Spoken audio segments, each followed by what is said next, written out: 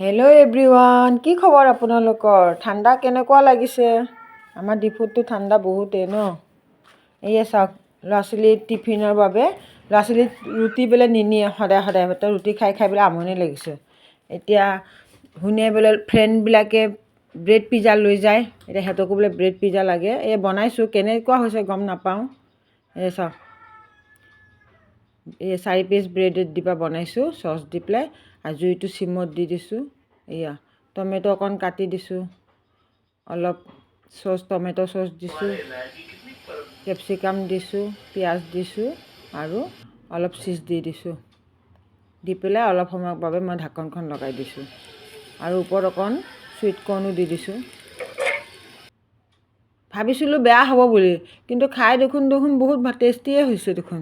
সেইকাৰণে আপোনালোকেও ল'ৰা ছোৱালীক এনেধৰণে বনাই দিবচোন দেই, বহুত ভাল লাগে।